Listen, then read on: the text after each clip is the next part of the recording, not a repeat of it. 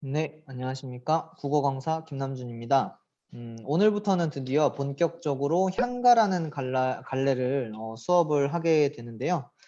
향가라는 갈래에 대해서 간략하게 설명을 드리고 그 다음에 그 가장 대표적인 작품 중에 하나인 처용가라는 작품을 오늘 설명을 드리도록 하겠습니다. 자, 일단 이 향가라는 이름부터 이제 알아두실 필요가 있는 것은요. 이 향이 이제 고향할 때 향자랑 같은 뜻인데 뭐 고을 뭐 아니면 시골 뭐 이런 뜻으로 여러 가지로 해석이 가능할 텐데요.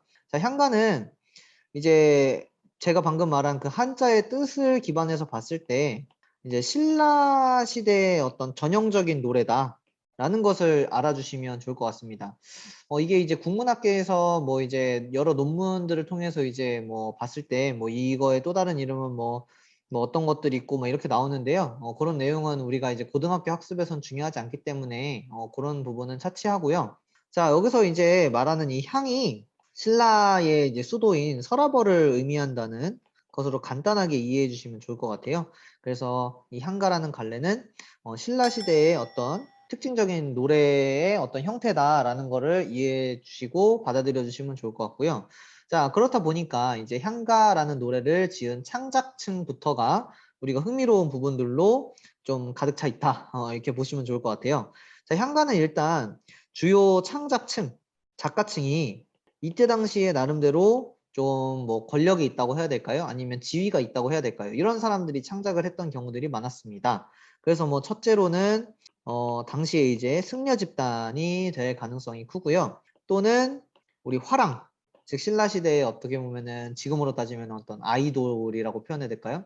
젊은이들의 동경의 대상이자 아니면 그 신라의 미래를 책임지는 어떤 그 계층들 또는 그 집단들을 화랑이라고 하는데 이 화랑들이 향가의 창작층이 되었다라는 내용을 알아두시면 좋을 것 같습니다.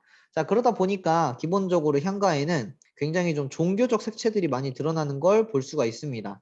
물론 종교적 색채가 드러나 있지 않은 작품들도 있는데요. 일단 처연고 같은 경우에도 종교적까지는 아니지만 주술적인 색채가 드러나는 것들을 봤을 때 이제 종교적인 색채와 또는 주술적인 색채들을 이제 이 향가에서는 많이 보인다까지 알아두시면 좋을 것 같습니다. 자, 그런 다음에 또 하나 우리가 알아둬야 될 것은 향가의 형식적 특징인데요. 이거는 이제 추후에 19체 향가라는 것을 다룰 때 설명은 하겠지만 일단 향가는 크게 4구체부터 8구체, 그 다음에 19체에 이르는 세 가지 유형의 형태를 가지고 있는 갈래입니다. 자, 여기서 이제 구체는 그냥 쉽게 설명하면은 몇 줄이다 이런 의미로 받아들이시면 될 것 같고요. 그래서 4구체는 4줄짜리 향가고요. 8구체는 8줄짜리, 19체는 10줄짜리다. 이렇게 알아두시되 이 10줄짜리 향가가 향가 중에 가장 형식적으로 완성된 형식적 완성도가 높은 어떻게 보면 향가의 유형이다. 이렇게 보시면 좋을 것 같습니다. 그래서 이제 다음에 다룰 향가들에서는 창기파랑가나 제망매가 같은 작품들에서 이 19체 향가의 특징을 보실 수 있을 것 같고요. 기왕 얘기 나오는 김에 옆에다가 쓰면 4구체는 대표적으로는 이제 서동요. 제가 어릴 때 이 서동요라는 드라마를 참 좋아했는데요. 이거는 이제 옛날 사람 티를 내는 거기 때문에 그냥 서동요라는 드라마가 있었다. 까지만 언급하고 넘어가고요. 그 다음에 이제 19체는 방금 말씀드린 것처럼 찬기파랑가 그리고 제망매가 같은 작품들이 있었다까지 알아두시면 될 것 같습니다. 자, 그러면은 이제 본격적으로 처용가를 들어갈 건데요.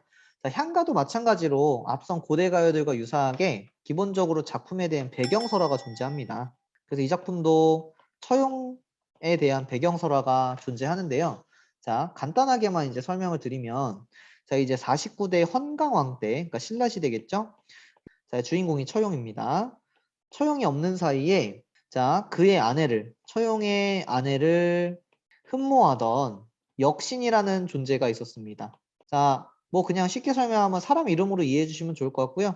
자, 물론 이거는 이제 비유적이고 상징적인 것이 있기 때문에 자, 역신은 전염병의 신이다. 이렇게 좀 이해해 주시면 좋을 것 같아요. 자, 역신이 아내를 흠모했습니다. 그래서 이제 이 아내를 흠모한 역신이 사람의 형상으로 사람 모습을 하고 이제 그 처용의 집으로 들어와서 그 아내와 동침을 합니다. 옛날 설화들에는 참 이렇게 어떤 도덕적인 규범들을 넘나드는 내용들이 많다는 게 참 아이러니하죠. 실제 우리나라는 뭐 이때 당시는 어떤지 모르겠지만 지금 현재로서는 이제 보수적인 어떤 도덕 규범을 가지고 있는 나라임에도 불구하고 흥미롭습니다.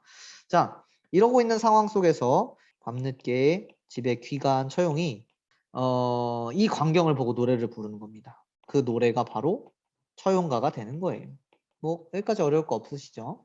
자, 그런데 중요한 거는 이렇게 하고 처용은 어떻게 보면은 관용을 베풀고 대단합니다. 아내가 다른 남정네와 바람을 피는 모습을 보고 관용을 베푼 뒤에 이제 어찌하리요 하고 집 밖으로 나오게 되는데요. 이 모습을 보고 감복한 우리 역신이 어떻게 하게 됐냐면 처용이랑 약속을 하게 됩니다. 자, 처용, 당신의 모습만 그려져 있어도 난 당신 근처에 얼씬도 안 하겠다. 요런 배경설화를 가지고 있어요. 그래서 이 이야기를 알게 된 뭐 신라의 주민들은 우리가 전염병을 퇴치하기 위해서는 처용의 얼굴이 그려진 그림을 벽에 매달면 되겠구나 라는 거를 어떻게 보면은 소문으로 알게 되었고, 그래서 실제로 당시 신라시대 때 또는 지금까지도 이 처용의 얼굴을 전염병을 물리치는 데 사용하고 있는 어떤 상징이나 뭐 이런 걸 보고 토테미즘이라 할 수 있을까요? 어떤 이런 주술적인 도구로서 사용하게 됐다는 것이 처용가의 배경설화가 되겠습니다. 자, 이런 걸 보고 좀 어려운 말로는 귀신 쫓는 노래라고 해서요. 벽사진경이다 이렇게 부르기도 합니다. 흥미롭죠? 네, 이런 내용을 가진 배경설화입니다. 그리고 이 처용의 존재에 대해서는 굉장히 여러 썰이 많아요. 왜냐하면은 처용이의 그 얼굴이 그림으로 남아 있잖아요. 근데 아무리 봐도 처용이 신라 사람처럼 생기지 않은 거예요. 그래서 이거에 대해서 여러 분분한 의견들이 있는데 뭐 아라비아의 상인이었다라는 의견도 있고 아니면은 이제 과장해서 그리다 보니까 그렇게 신라 사람처럼 안 생기게 그려졌다 뭐 이런 표현들도 있어서 이건 어떤 지금 현재 딱 정해진 답은 아니고 여러 설이 있다까지 알아주시면 되겠어요. 자, 그럼 본문으로 들어가서 처용가의 내용 보도록 하겠습니다.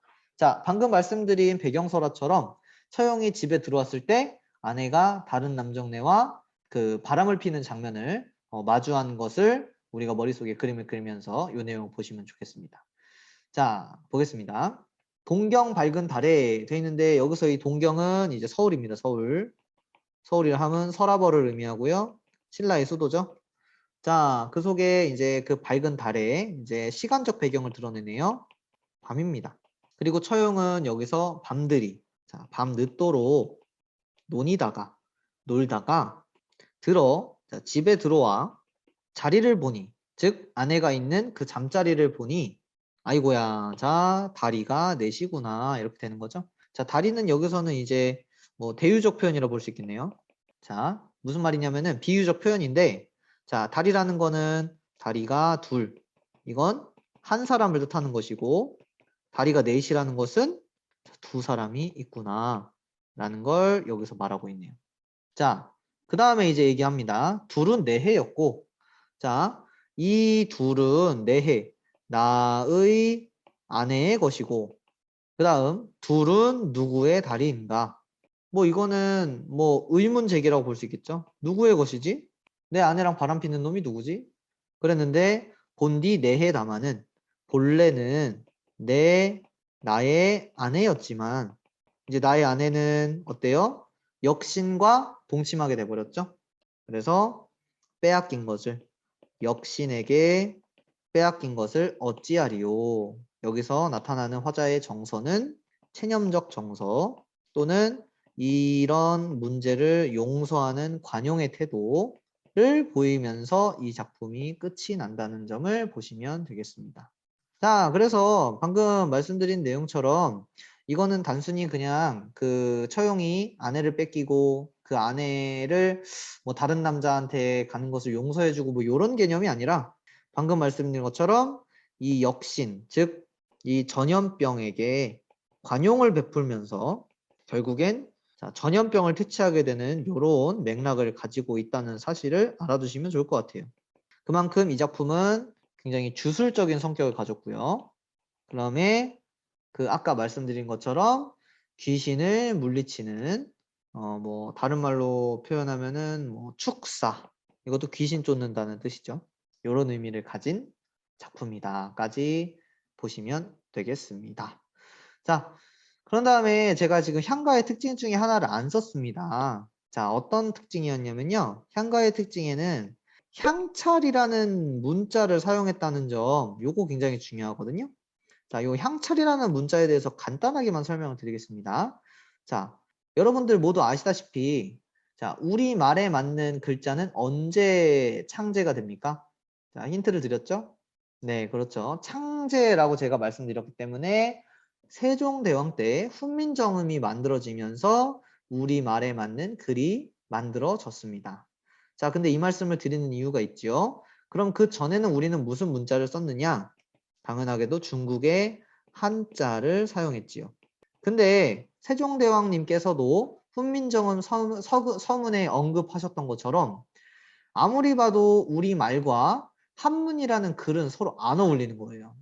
통하지 아니하였습니다. 그래서 이 문제를 해결하기 위해서 한자를 빌려서 최대한 우리말을 표기하고자 하는 노력이 있었거든요. 그게 대표적으로 이두나 구결 같은 것들도 있었고, 이건 조선시대 때도 쓰였다고 합니다. 그 다음 여기에 더해져서 향찰이라는 한자를 빌린 우리말 표기가 탄생이라고 해야 될까요? 아니면은 뭐 변형이라고 해야 될까요? 그렇게 만들어지게 되었다고 알아두시면 되겠습니다. 그러면 아니 선생님 여기는 누가 봐도 너무 우리말처럼 지금 현재 우리말처럼 돼 있는데요. 네, 향찰 번역에는 대표적으로 두 분의 교수님이 계시는데요. 두 분의 교수님이 누구냐면은 이제 양주동 교수님과 김한진 교수님이 계십니다. 재밌죠? 우리가 이 교수님 이름까지 알아야 되나 싶은 생각이 들 수도 있잖아요. 그런데 이 교수님 두 분에 따라서 같은 작품이어도 해석이 달라지는 경우가 있기도 해요. 물론 지금 현재 이 처용가라는 작품은 양주동이라는 그 교수님께서 번역을 하신 내용이기 때문에 뭐 큰 이견은 없으나 이제 추후에 배울 창기파랑과 같은 작품들에서는 이 두 교수님의 해석이 다른 것들을 이제 우리가 따로따로 배워야 되는 또는 공부해야 되는 내용이 나올 수도 있으니 이 두 분의 이름을 한번 언급을 드리면서 이제 향가, 특히 첫 번째 작품인 처용가의 설명을 마무리 짓도록 하겠습니다. 네, 지금까지 영상 시청해 주셔서 감사하고요. 늘 그렇듯이 질문이 있거나 아니면은 나는 이 작품 또는 이 내용을 꼭 설명을 듣고 싶습니다 라는 게 있다면 댓글이나 이제 카톡으로 연락 주시면 바로 피드백 드리도록 하겠습니다. 감사합니다.